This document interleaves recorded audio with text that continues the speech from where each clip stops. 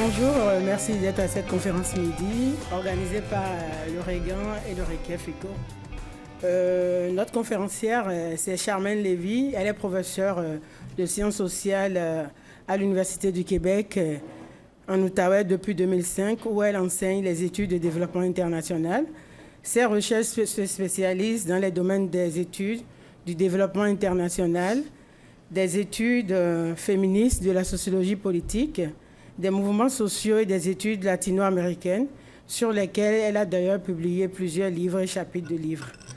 Elle est membre de l'équipe de recherche sur l'inclusion et la gouvernance en Amérique latine, ERIGAL, et du réseau québécois en études féministes, le RECEF.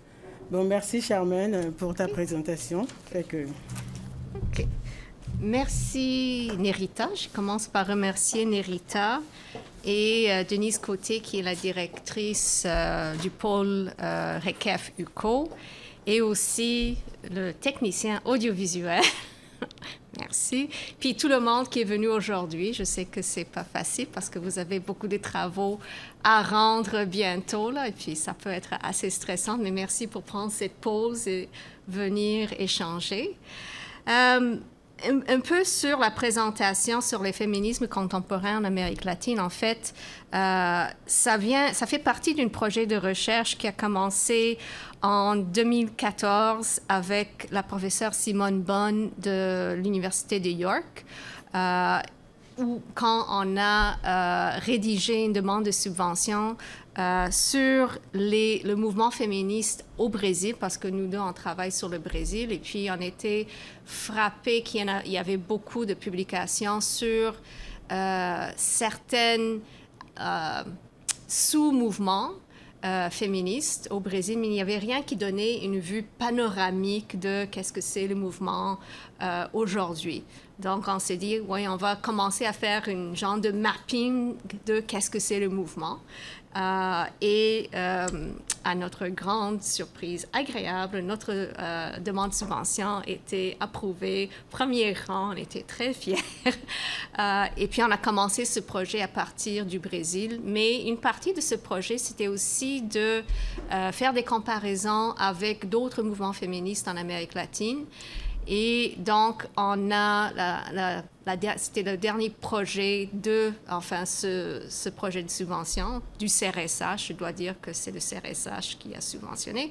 Alors, c'était ce livre qui est en anglais, qui est publié chez McGill Queens et qui regroupe plusieurs études sur les mouvements féministes nationaux en Amérique latine.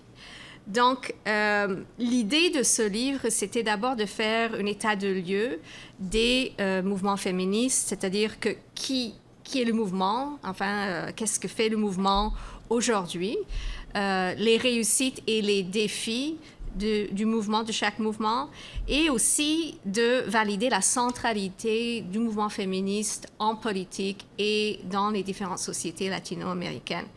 Donc, ce livre s'appuie sur 10 études de cas provenant de 8 pays. On avait trois études sur le Brésil. Donc, Brésil, Argentine, Uruguay, Chili, Colombie, El Salvador et Mexique. Et aussi des Caraïbes, parce qu'il y en a une étude sur Haïti qui est faite par Denise Côté, ici de l'UQO.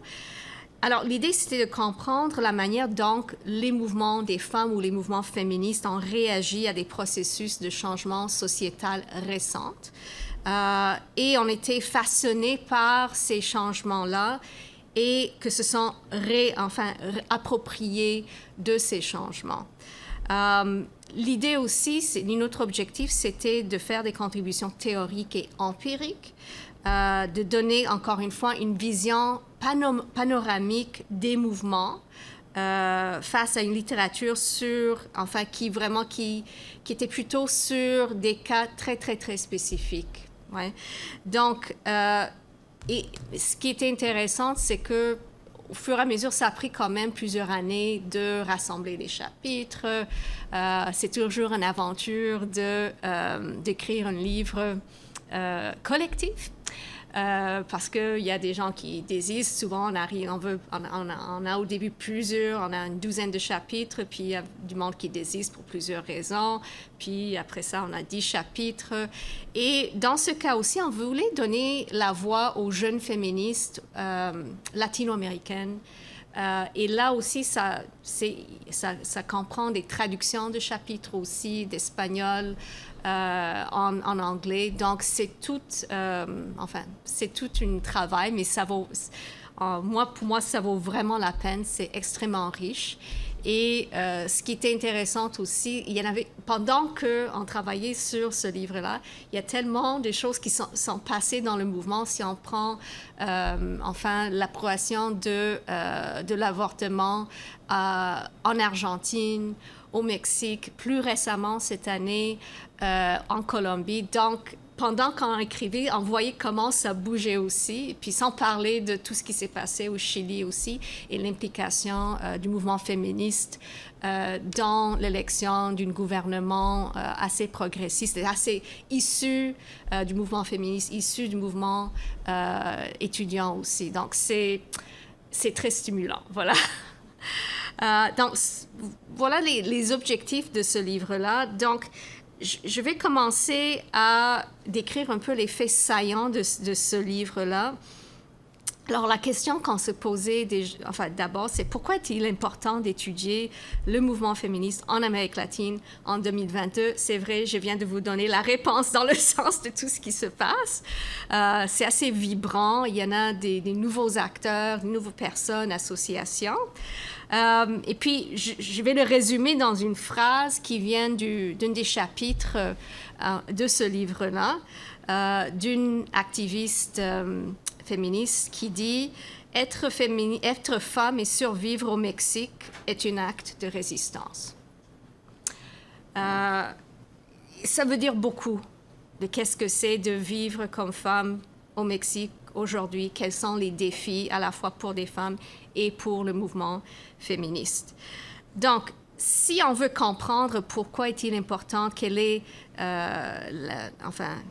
l'importance du mouvement féministe dans les différents pays dans l'Amérique latine, il faut regarder le contexte structurant, c'est-à-dire le rôle des femmes dans le contexte historique colonial, chrétien, parce que l'Amérique latine est très chrétien et très fidèle, patriarcal, capitaliste et esclavagiste, parce qu'on ne peut pas ignorer l'histoire esclavagiste en Amérique latine qui a façonné les relations sociales même aujourd'hui. Il y a tout un héritage.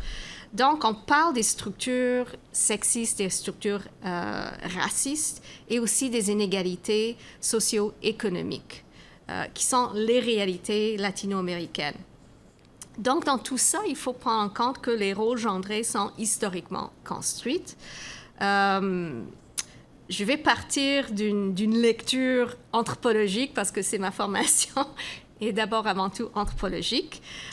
Si on voit quel est le rôle de la femme en Amérique latine, puis c'est un trait qui traverse tous les pays de l'Amérique latine, c'est surtout d'être soumise, passive envers tout ce qui l'entoure, et particulièrement des hommes. Et on trouve, même aujourd'hui, que la violence est réservée pour celles considérées comme insoumises, les femmes qui ne s'encadrent pas dans ce rôle-là. Donc, le rôle de la femme, c'est d'ignorer le monde, car son seul devoir dans la vie est d'être une bonne fille, une bonne épouse et une mère à la maison. Et ça, je dois dire, c'est la version mythique de la femme. Et c'est la version mythique de la famille. Parce qu'en Amérique latine, on trouve toutes sortes de types de familles. Mais ce modèle de famille, ces rôles genrés, c'est vraiment la vision des conservateurs, de la droite traditionnelle en Amérique latine. Donc, on trouve là-dedans aussi, on ne peut pas oublier l'importance de race et de classe dans les relations sociales. Et je prends l'analyse d'une anthropologue brésilienne, Marlena Chiaoui, qu'elle parlait de comment les relations sociales, il y a toujours quelqu'un qui est supérieur, il y a quelqu'un qui est inférieur. Et dépendant de qui on a devant nous, on peut être d'une position inférieure ou supérieure, dépendant de la race, de la classe, enfin, du genre. Ouais. Mais comme dans la version, historiquement, la majorité des sociétés latino-américaines sont construites sur cette, soi-disant, harmonie sociale. L'harmonie sociale dans le sens que si tout le monde reste à sa place, c'est harmonieuse. Si on commence à contester, ben là, ça devient le chaos. Et puis, c'est le message souvent de la droite que si on parle de questionner des rapports sociaux de classe ou de race, on questionne l'harmonie sociale. Ouais. Donc, puis on peut dire, oui, mais Charmaine, en 2022, vraiment, je donne un exemple, il y en a tellement des exemples, tout ce que j'ai à faire, je ouvre les journaux, puis je trouve des exemples. Bon, je prends un exemple de l'année passée. Au Brésil, à l'Assemblée législative dans l'État de São Paulo, São Paulo, c'est un des États les plus modernes, il y a une députée qui a agressé sexuellement une autre députée en chambre, devant les caméras. Elle parlait avec le président de l'Assemblée, puis lui, il est venu derrière elle et il a mis ses mains sur ses seins, en public, devant les caméras. Et ça, c'est, encore une fois, on parle de ces rapports sociaux dans le sens que qui est supérieur, qui est inférieur. Enfin, lui, il se trouvait assez supérieur pour le faire avec toute impunité aussi. Mais c'est un exemple de cette violence, enfin, dans ces rapports sociaux au Brésil. Encore une fois, c'est une députée, c'est pas quelqu'un, enfin, c'est pas une domestique, c'est une députée. Alors, le député s'est permis de faire ça avec une députée. Puis c'est une députée blanche. Ouais. Donc, c'est un exemple de comment cette violence se manifeste dans les relations sociales. D'où l'importance pour les luttes féministes pour l'autonomie, l'indépendance, la liberté et aussi la reprise du contrôle du corps féminin. Ça signifie reconnaître aussi les besoins, les intérêts particulièrement des femmes qui ont été ignorés traditionnellement par des politiques publiques, par des institutions. Ça veut dire, et c'est particulièrement vrai pour les questions relatives aux droits reproductifs et à la violence à l'égard des femmes. Et quand on parle de violence, on parle de violence domestique, mais on parle aussi de violence publique, parce que si on pense, par exemple, à des exemples au Mexique, dans la ville Juarez, où il y en a énormément des femmes depuis une trentaine d'années, des femmes disparues, des femmes qui sont retrouvées mortes. Enfin, les femmes simplement ne sont pas protégées dans l'espace public. Donc, on parle de la sécurité publique des femmes, mais aussi des politiques publiques, différentes politiques publiques, et aussi de rassurer l'égalité dans le milieu de travail et le milieu politique dans les prises de décision. Donc, l'Amérique latine a eu des taux des plus élevés de violence au genre au monde. Et encore une fois, on parle de plusieurs types de violences de genre. Et puis, des pays comme le Brésil, le Mexique, l'Argentine, le Pérou, El Salvador et la Bolivie représentent une majorité des cas de violence dans la région. Encore une fois, on parle de violence d'une partenaire intime ou de violence ou d'une ancienne partenaire.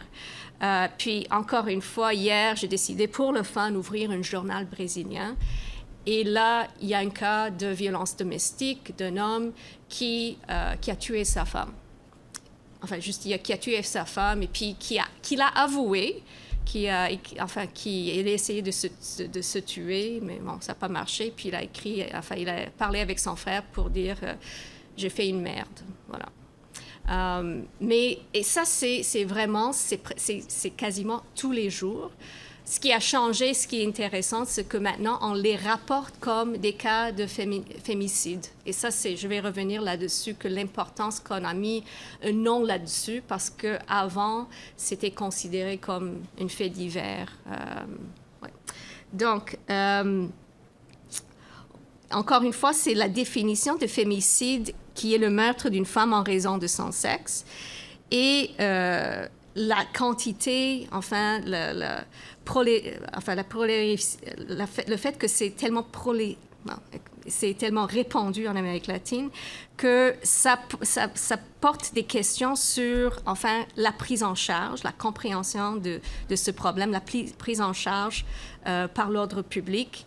Parce qu'encore une fois, si c'est tellement répandu, c'est parce que traditionnellement, il y avait une certaine impunité. Et puis, pendant longtemps, dans plusieurs pays, on parlait des crimes de passion. Enfin, que c'était permis, c'était pas puni parce que c'était considéré comme un crime de passion. Ce qui a changé récemment. Donc, quand on étudie ces questions-là, on voulait cibler les facteurs structurants, c'est-à-dire que la question de l'autoritarisme en Amérique latine, et ça c'est passé et présente, parce que si on prend certains cas, on trouve encore des traits dans les systèmes politiques d'autoritarisme dans les pays comme l'El Salvador, comme le Nicaragua, Haïti. Bon, il y a aussi toute la question des conflits. Puis encore, il y a des conflits à l'échelle nationale dans certains pays comme la Colombie, Haïti, comme El Salvador, encore une fois. La capacité de l'État de faire respecter l'État de droit par rapport aux femmes, et encore une fois, c'est assurer une certaine sécurité physique pour des femmes. La question qui est revenue souvent, ce sont les systèmes politiques en place en Amérique latine, parce que ce sont majoritairement des systèmes présidentiels républicains, mais qui demandent des coalitions, c'est-à-dire que si un parti veut arriver au pouvoir, il faut faire des coalitions avec d'autres partis. Et donc, il faut faire des alliances. Et on voyait souvent des alliances entre des gouvernements centre-gauche progressistes et des forces conservatrices. Puis, ça donnait un pouvoir croissant aux institutions religieuses dans la politique. Parce que, pour maintenir le pouvoir, il fallait faire des alliances avec des forces religieuses, chrétiennes, dans le cas de l'Amérique latine. Et en fait, le résultat, ça leur a imbu du pouvoir, c'est-à-dire pour des acteurs chrétiens dans la politique, il y a eu une croissance incroyable dans les 10 dernières années. Et puis vraiment, ils sont assis dans une place, dans toutes sortes de comités importantes sur des questions de droits humains, sur des questions d'éducation, sur des questions de droits reproductifs. Quand on veut identifier des facteurs structurants, c'est aussi la question de modèles macroéconomiques, si on parle de néolibéralisme, qui rendent le poids de la survie plus lourde sur des femmes, sur le dos des femmes. Et là encore, parce que dans certains cas, dans certains pays, des femmes sont majoritairement des chefs de famille, c'est-à-dire que les femmes sont responsables pour maintenir leur pays. Elles sont les seules qui ont un salaire dans leur famille. Donc, à la fois, elles sont responsables pour gagner le pain, mais aussi pour cuire le pain, pour chercher le pain à la boulangerie, et puis pour maintenir tout ce qui est dans la famille, la maison, l'eau, etc., l'eau potable, etc. Donc, et puis souvent des politiques macroéconomiques qui ne sont pas adaptées à cette réalité des femmes. Parce que si on prend en compte que aussi qu'elles gagnent encore moins que des hommes, encore une fois, ça rend la survie plus difficile.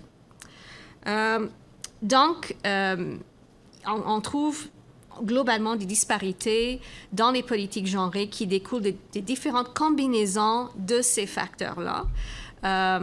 Telles que les particularités du cadre institutionnel de chaque pays, la force législative de la coalition au pouvoir, mais aussi le pouvoir des femmes, des féministes organisées dans chaque domaine politique, exécutif, législatif et judiciaire. Donc, je vais passer maintenant de parler plutôt de l'action collective parce que, encore une fois, on trouve des différentes combinaisons. Dépendant du pays, on peut trouver des situations très différentes. Et on peut trouver donc des mouvements très différents aussi. Donc, je vais simplement souligner quelques points des points saillants qui sont ressortis dans les chapitres du livre. D'abord, pour faire avancer des revendications féministes, on ne trouve pas des actions dans un domaine spécifique. On trouvait vraiment, quand ça marchait dans certains cas, quand il y a eu des avances, comme dans les cas de l'Argentine, l'Uruguay, le Mexique, le Chili, on trouve des femmes à la fois qui mobilisent dans les rues. Vraiment, on trouve des manifestations massives et puis très persistantes. Si on prend l'exemple du Chili, à la fois on trouve des manifestations féministes, mais on trouve aussi des féministes qui participent d'autres manifestations pour des questions plus larges, donc la démocratisation, donc un modèle socio-économique plus juste. Mais on trouve aussi des femmes dans le pouvoir ou près du pouvoir elles ont une certaine influence sur le pouvoir. Donc, on trouve des femmes comme députées, comme la femme dont j'ai parlé tantôt qui s'est fait agresser en chambre. Hein? Mais on trouve des femmes qui sont des députées, on trouve des femmes dans l'exécutif, on trouve des femmes aussi dans le judiciaire. Donc, on voit une certaine présence, une certaine pénétration des féministes dans différentes sphères du pouvoir public. Ça ne veut pas dire qu'elles ont le pouvoir, mais elles sont plus près du pouvoir. Ils ont une certaine influence sur le pouvoir. Et ça veut dire non plus qu'elles n'ont pas une influence absolue, parce qu'il faut tenir compte, encore une fois, il y a d'autres groupes qui essayent d'influencer le pouvoir. Donc, tantôt, je parlais des politiciens conservateurs, des politiciens de nature, enfin, qui ont une agenda chrétienne, qui ont une agenda religieuse, là, qui essaient aussi d'influencer le pouvoir. Donc, on trouve des femmes, comme je dis, dans la rue, on trouve des femmes en politique, on trouve des femmes aussi dans les médias sociaux, dans la production de connaissances, dans les universités. Et surtout, depuis une dizaine d'années, on trouve une avancée des études féministes en Amérique latine. Et puis, il y a 20 ans, il n'y en avait pas, carrément. Il y a 20 ans, il n'y en avait pas d'études féministes en Amérique latine. Il y en a plusieurs aujourd'hui. Donc, tous ces efforts sont vraiment entrelacés et inséparables. Et là-dedans, on trouve une certaine diversité. Enfin, si on regarde les mouvements féministes dans plusieurs pays, on trouve une diversité, on trouve une décentralisation, parce que comparé à d'autres mouvements sociaux, le mouvement féministe est assez décentralisé. Il n'y a pas une structure, mais vraiment comme il y a une diversité d'organisations féministes. Et on trouve une certaine horizontalité aussi, c'est-à-dire qu'il n'y en a pas une association féministe qui donne des ordres aux autres. Donc, la diversité de ce mouvement et puis des mouvements nationaux féministes, ça fait sa force et ça contribue aussi aux alliances avec d'autres mouvements. Encore une fois, j'ai donné l'exemple du Chili, où il y a des alliances avec le mouvement, enfin, pour l'éducation, pour la démocratisation de l'éducation, pour le changement de la Constitution.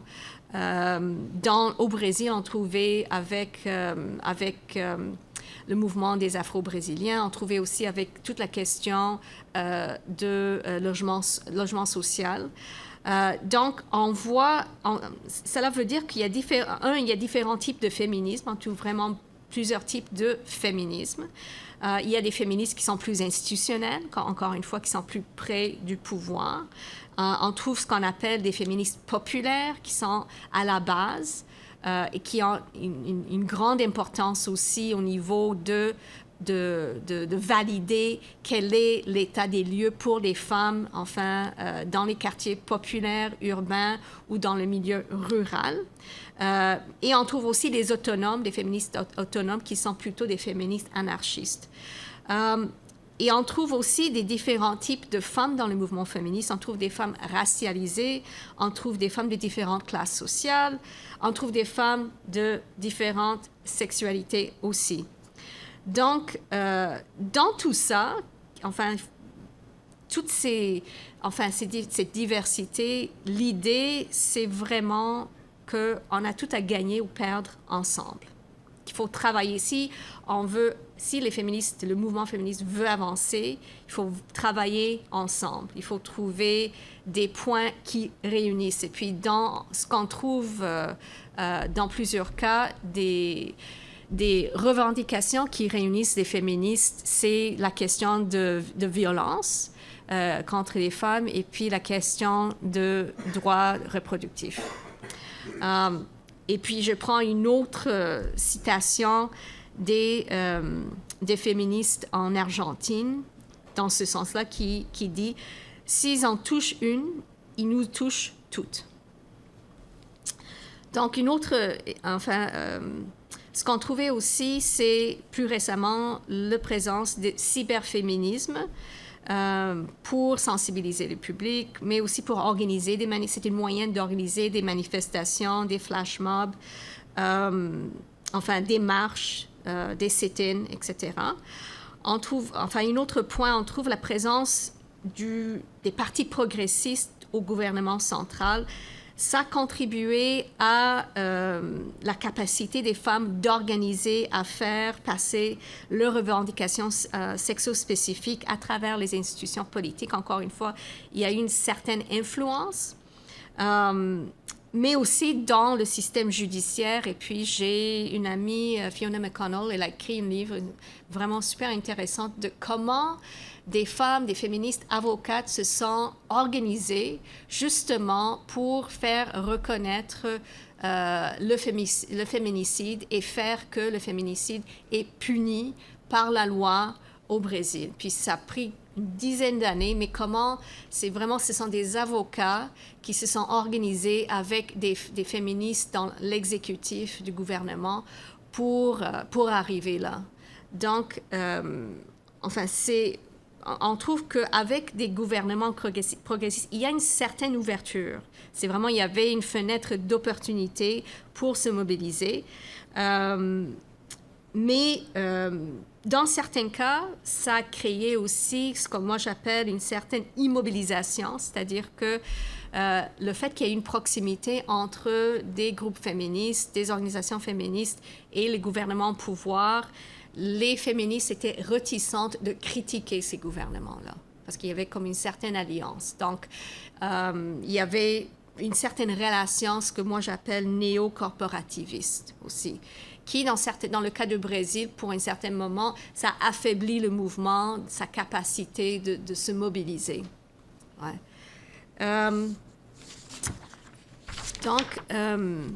Mais aussi, dans certains cas aussi, ça n'a pas été le cas. Si on parle de Nicaragua ou El Salvador, où on a des gouvernements soi-disant progressistes, mais qui sont extrêmement autoritaires, il n'y a pas eu d'alliance, il n'y a pas eu d'influence. Les féministes n'ont pas pu avoir de l'influence. Il y a eu vraiment des renversements des lois concernant l'avortement.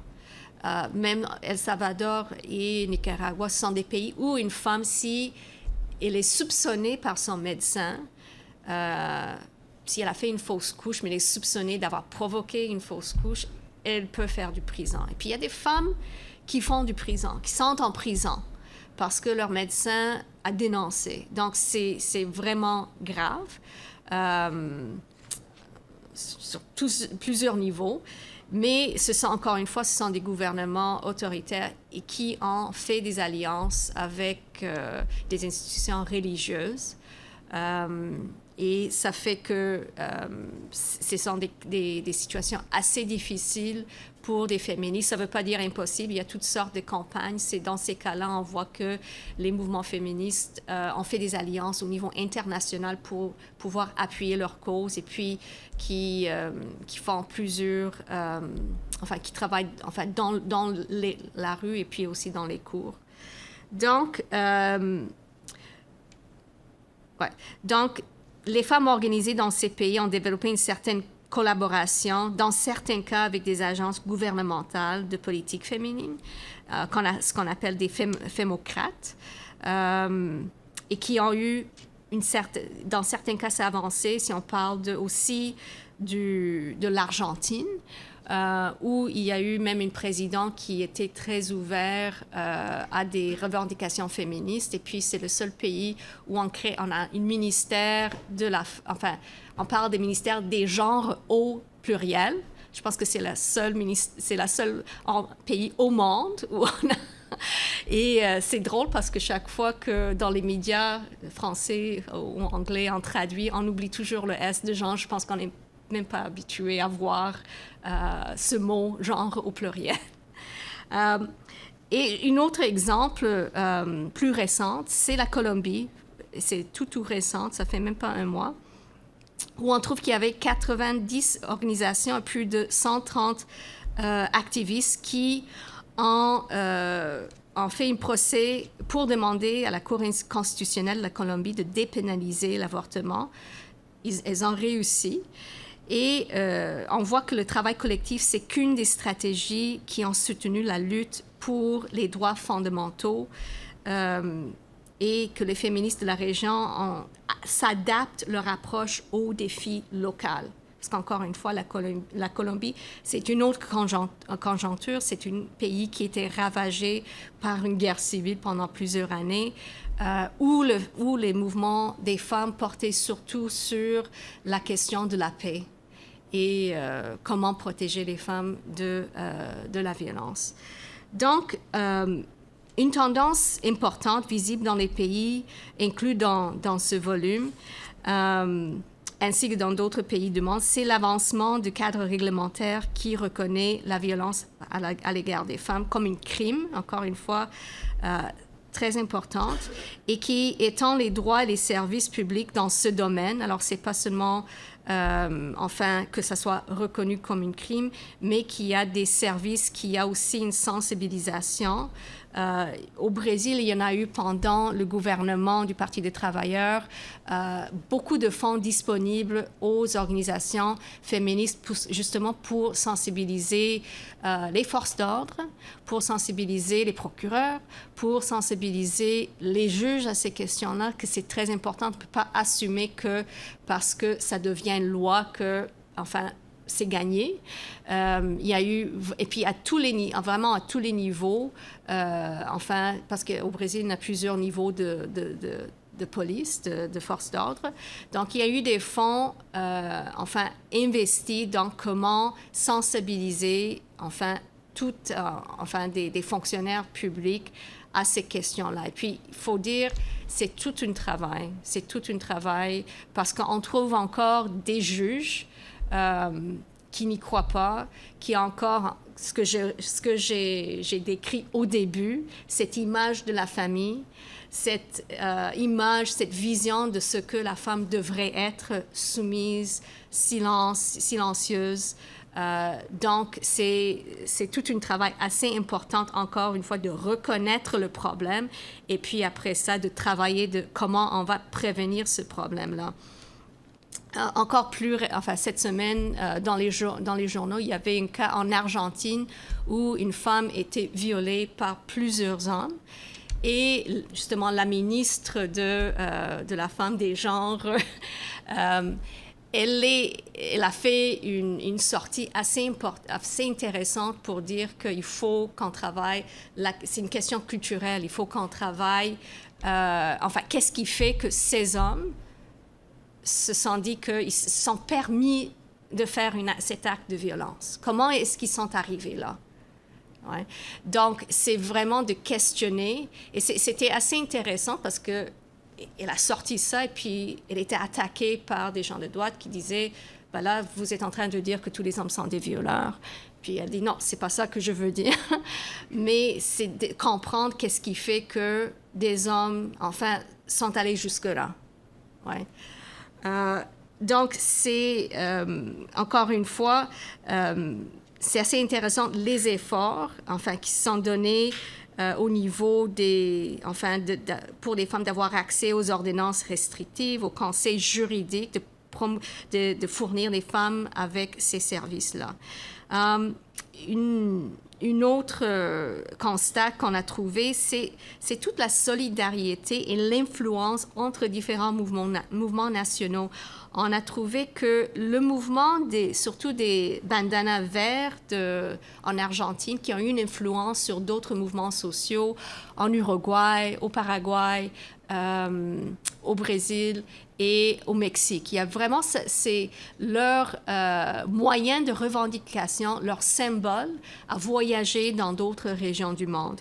On trouve aussi, alors c'est-à-dire on a partagé des symboles, des stratégies, elles se sont inspirées, les différents mouvements se sont inspirés entre eux. Et un autre exemple, c'est le slam féministe du Chili qui s'appelait « Un violeur sur son chemin » en 2019, qui a voyagé, je pense que c'était une vidéo YouTube, c'était avant TikTok, qui a voyagé même au-delà de la région de l'Amérique latine, en Europe et en Amérique du Nord.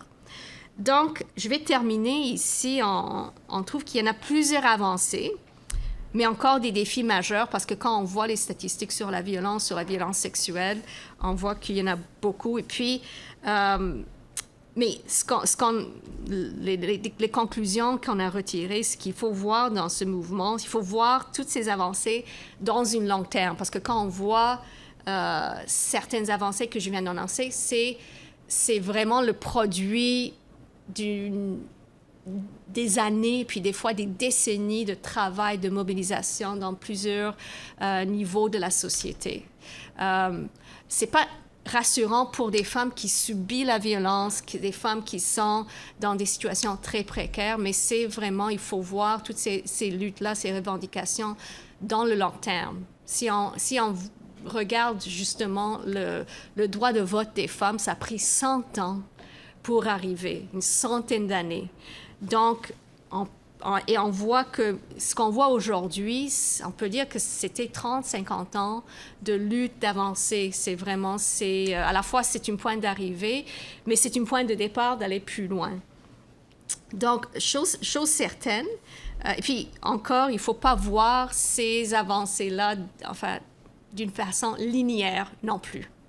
Ouais. Des fois, on voit des avancées, des fois, on voit des reculs aussi, comme dans le cas de Nicaragua et El Salvador. Donc, chose certaine que ces mouvements ont radicalement modifié le cours de la société au fil du temps. Ça, c'est enfin incontournable.